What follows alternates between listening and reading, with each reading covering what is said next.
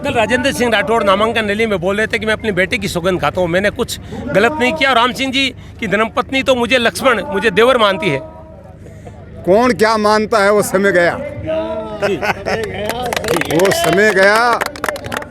और किस रूप में मैं यहाँ पर आया ये आप भी जानते हो। राहुल जी ने कल राठौड़ साहब को एक नाम दिया था, नेता मार नेता है, तो आप इस पर क्या कहेंगे? ये लोग कहते हैं भावड़ा जी का नाम लेते हैं और राजकुमार रेणुआ का नाम लेते हैं, राम सिंह जी, और टिकट किसको देते हैं, वोट किसको मिलता है, ये सब आप जानते हो। सर एक बड़ा सवाल, कल सतीश पूनिया ने कहा कि कस्बा परिवार ने खूनी राजनीति की है शुरू में, 1971 से ये राजनीति शुरू है, क्या कहेंगे इस पर? वैशाली साड़ीज, दुल्हन लहंगे, फैंसी लहंगे, साड़ियों की सभी रेंज का एकमात्र शोरूम वैशाली साड़ीज, घंटाघर के पास, सुजानगढ़। नमस्कार, ऐसे सुधा में आपका स्वागत है। मैं हूं शिव कुमार तिवारी। इस समय राजस्थान में चुनाव की सरगर्मी पूरे चरम पर है। लोकसभा चुनाव की घोषणा हो चुकी है। पहले चरण में 19 अप्रैल को राजस्थान में चुनाव होने वाले हैं और चूरू लोकसभा सीट जो है वो इसको हॉट सीट माना जा रहा है, क्योंकि यहाँ पर जिस तरह का घटनाक्रम हुआ है, इस क्षेत्र के दिग्गज नेता राम सिंह जी कस्बा जो कि 4 बार सांसद रहे, उनके बेटे राहुल कस्बा जो लगातार 2 बार सांसद रहे, और जब टिकट की पहली लिस्ट आई उसमें राहुल कस्बा का नाम नहीं था और उन्होंने बगावत की और तुरंत पार्टी से और सांसद पद से इस्तीफा दिया। कांग्रेस ने उनको पार्टी में शामिल करके उनको टिकट थमा दिया और इस समय राजस्थान के दिग्गज नेता और चूरू के निश्चित रूप से भारतीय जनता पार्टी के सबसे बड़ा नेता जिनको कहा जा सकता है, 4 बार सांसद राम सिंह जी कस्बा हमारे साथों से बातचीत करेंगे। सर बहुत बहुत स्वागत आपका। क्या कहना चाहेंगे जिस तरह का घटनाक्रम हुआ है राजनीति में?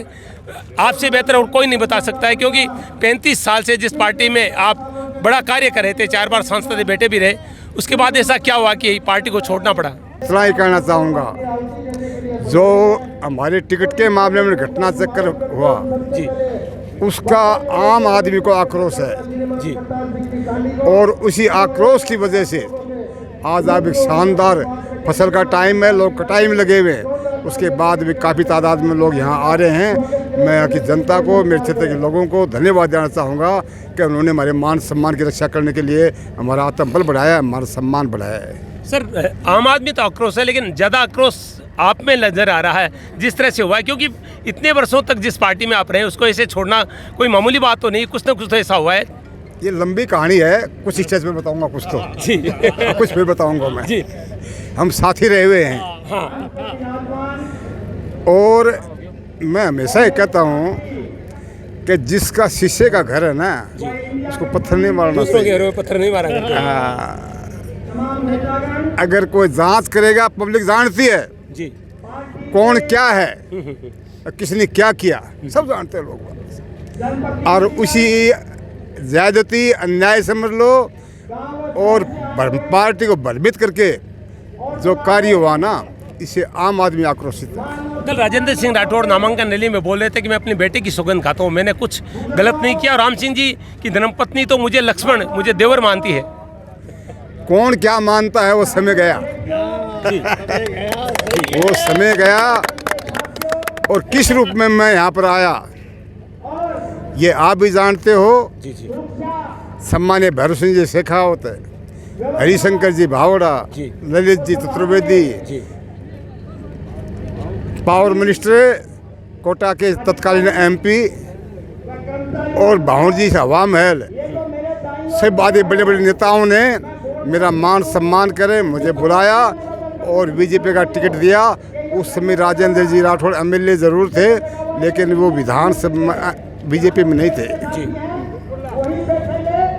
सर क्या ये सही है जिस तरह से वो आरोप लगा रहे हैं कि तारानगर में हार में कस्बा परिवार कहा था? उन्होंने कहा कि ऑडियो भी वायरल हो रहे हैं जिसमें वो मुझे हराने की बातें कर रहे हैं। एक षड्यंत्र के तहत ये सब कार्रवाई की गई है।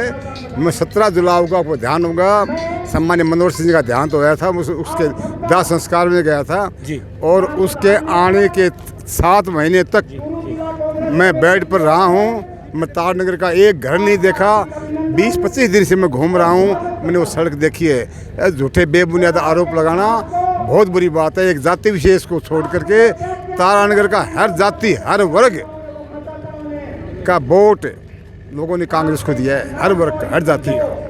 इसलिए ये आरोपित करना अच्छा नहीं लगता। साथ रहे हुए हैं और वो अपना गिरोबान देखते नहीं है, लोगों पर आरोप लगाते हैं। ये एक बहुत बड़ी जाति है। ना बहुत बहुत धन्यवाद आपको, थैंक यू सर। सर एक आखिरी सवाल करना चाहूँगा कि 35 साल तक आप जिस पार्टी की रीति नीति की बातचीत करते थे, मोदी जी को आपने अपना आदर्श माना था, तो बहुत सारे लोग तो ये कह रहे हैं कि निर्दलीय चुनाव लड़ा जा सकता। कांग्रेस जिसका आपके सिद्धांतों में रात दिन का फर्क, उसको ज्वाइन करने का औचित्य जानना चाहते हैं लोग। अब जनता यही चाहती थी। 8 तारीख को मेरे घर पर 15-20 आदमी कार्यकर्ता आए थे जिले से। बिल्कुल हमने कवरेज किया। हाँ, जिसको आपने कवरेज किया था, और उस आवेश ने उनकी भावना और जन भावना और राजस्थान के हालात को देखते हुए लोगों के लिए हमने फैसला किया है। अब लोग इस चुनाव को राजपूत और जाट का चुनाव मान रहे हैं, आपको क्या लग रहा है, क्या रियल में इस तरह की स्थिति बनी हुई? ये बातें सब आप जानते हो। आज पब्लिक से पूछो क्या कहती है पब्लिक। आप किसी से पूछो क्या हुआ। इस जाति का जहर फैला करके इस जिले का सत्यानाश कर दिया, और जिले के क्या हालात है आप जानते हो आज। हाँ, राहुल जी ने कल राठौड़ साहब को एक नाम दिया था, नेता मार नेता है, तो आप इस पर क्या कहेंगे? ये लोग कहते हैं, भावड़ा जी का नाम लेते हैं और राजकुमार रणवा का नाम लेते हैं, राम सिंह जी और टिकट किसको देते हैं, वोट किसको मिलता है, ये सब आवाज जानते हो। या ये सही है कि 14 में आपका टिकट उन्हीं के कारण कटा गया था?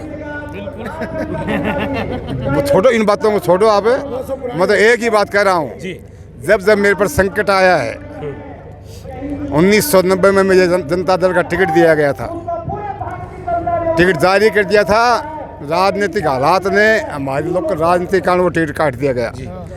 उसका परिणाम ये हुआ कि सम्मानीय भैरव शेखावत ने और पार्टी के 5 नेताओं ने मुझे बुला के टिकट दिया। मैं 4 बार सांसद बना, और बनने के बाद में उन्होंने महसूस किया ये तो मरेगा नहीं। ये तो राहुल को टिकट दिया, राहुल हमें मालूम नहीं था राहुल यहाँ पहुँच जाएगा, इस रूप में आ जाएगा क्या, वो शक्ति आपके सामने आपके कल। और आज फिर मैं संकट में हूँ, आज मुझे फिर जनता ने बचाया है। एमपी साहब जोश से बोलो। सर एक बड़ा सवाल, कल सतीश पूनिया ने कहा कि कस्बा परिवार ने खूनी राजनीति की है शुरू में, 1971 से ये राजनीति शुरू है, क्या कहेंगे इस पर? एक मिनट, मैं सतीश जी को कहना चाहूँगा, घर जाके पहले सलाह कर लें अपनी माँ से, परिवार से, क्या हालात थे, कैसे काम वार किसने करवाया। ये बात इस माइक पर कहने वाली बातें नहीं है। उन्होंने तो बोल दिया, झूठे आरोप लगा दिया और लोगों को भ्रमित कर दिया। चलिए सर, बहुत बहुत धन्यवाद बातचीत के लिए। ये थे राम सिंह जी कस्बा से, जिन्होंने एक एक आरोप पर अपना जवाब दिया है और कह रहे हैं कि जनता सब जानती है और वोट भी जनता जानकारी देती है। देखते हैं फैसला क्या होता है। फिलहाल आप देख रहे हैं राम सिंह जी कस्बा के बहुत सारे प्रशंसक यहाँ पर मौजूद भी हैं। हाँ बोलिए, क्या नाम क्या आपका? मेरा नाम है अब्बास कुरैशी है, राजगढ़ से मैं कार्य करता हूँ। और 1991 में जब एमपी साहब ने भारतीय जनता पार्टी ज्वाइन की थी, तब से मैं राम सिंह जी कस्बा के साथ हूँ। और आज इन्होंने इतना बड़ा एक अत्याचार किया, टिकट काट के एक आदमी के कहने से, ये बहुत बड़ी गलती की है भारतीय जनता पार्टी ने, और इसका परिणाम भुगतना पड़ेगा। और दूसरी बात, आदमी को सजा दी जाती है, कोर्ट में भी सजा दी जाती है, तो उसका गुनाह बताया जाता है। इन्होंने बगैर गुनाह बताए इतनी बड़ी सजा दी है राहुल कस्बा को, इसका परिणाम भुगतना पड़ेगा। चूरू जिले की जनता राहुल कस्बा, राम सिंह कस्बा के साथ है और भारी मतों से चुनाव जीतेंगे। और 36 कौम साथ है। ये जो एनर्जी दे रहे हैं ये सब बेकार है। 36 कौम राम सिंह कस्बा के साथ है। कार्यक्रम शुरू होने वाला, आगे चलेंगे।